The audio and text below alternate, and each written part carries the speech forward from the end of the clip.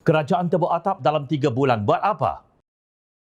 Walaupun diperlekeh oleh pembenci Pakatan Harapan, nampaknya peniaga restoran makanan segera tidak terkesan dengan ejekan mereka. Menurut Menteri Perdagangan Dalam Negeri dan Kos Sara Hidup Datuk Seri Salahuddin Ayub, beberapa restoran segera menyatakan minat untuk turut sama mengambil bahagian dalam inisiatif menu rahmah yang bertujuan meringankan beban rakyat khususnya golongan B40 di negara ini.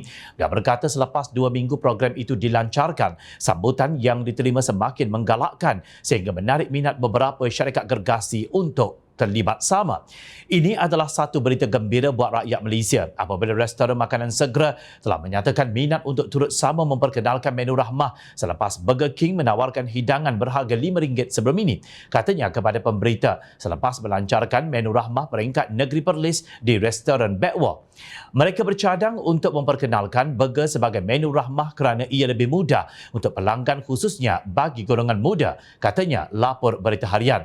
Sebelum ini, Burger King menjadi restoran makanan segar pertama yang menyahut inisiatif kerajaan dalam menyediakan menu makanan pada harga sederhana menerusi program menu rahmah apabila menawarkan burger ayam atau daging beserta sayur dan sebotol air mineral.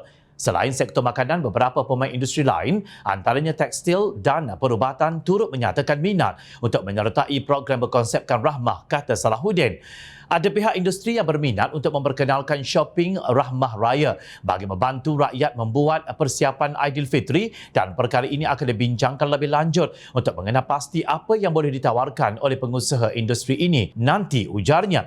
Beliau menegaskan terdapat beberapa pengusaha klinik swasta yang menyatakan minat untuk memperkenalkan konsep Rahmah seperti ujian saringan kesihatan pada harga serendah RM40. Bagaimanapun perkara tersebut akan dibincangkan dengan Kementerian Kesihatan terlebih dahulu. Sementara itu, peniaga makanan yang menawarkan menu rahmah boleh membeli bekalan sayur-sayuran menerusi Lembaga Pemasaran Pertanian Persekutuan Fama.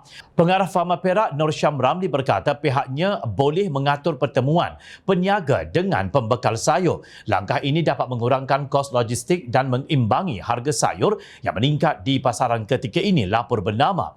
Namun bagi pengerusi Perikatan Nasional Tan Sri Mahyadi Mak Yassin, beliau tidak nampak sisi positifnya usaha kerajaan perpaduan mengurangkan kos sara hidup rakyat menerusi menu rahmah. Beliau berkata Perdana Menteri Datuk Seri Anwar Ibrahim menjanjikan untuk mengemukakan langkah-langkah komprehensif bagi menangani isu tersebut dalam tempoh 2 minggu. Sekarang ini dah menjangkau hampir 3 bulan. Saya masih belum nampak sebarang langkah yang konkret dan komprehensif yang diambil atau akan diambil oleh kerajaan untuk mengatasi masalah kenaikan kos sara hidup rakyat ini, katanya di Dewan Rakyat semalam. Dakwanya inisiatif kerajaan menerusi menu rahmah tidak begitu menyeluruh kerana hanya melibatkan jangka masa pendek dan akan memberi kesan kepada pengusaha makanan sekiranya kos bahan mentah terus meningkat.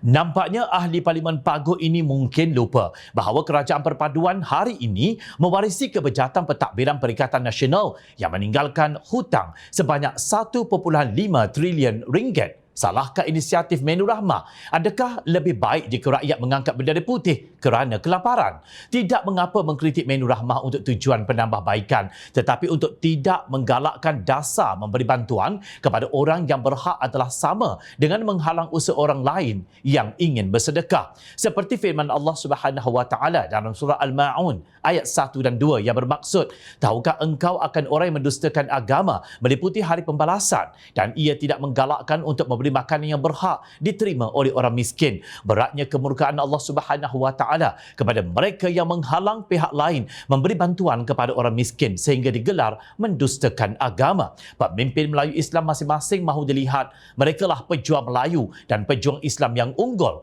Tetapi mengapa memperlekehkan inisiatif menu rahmah yang kebanyakan pelanggannya Melayu Islam?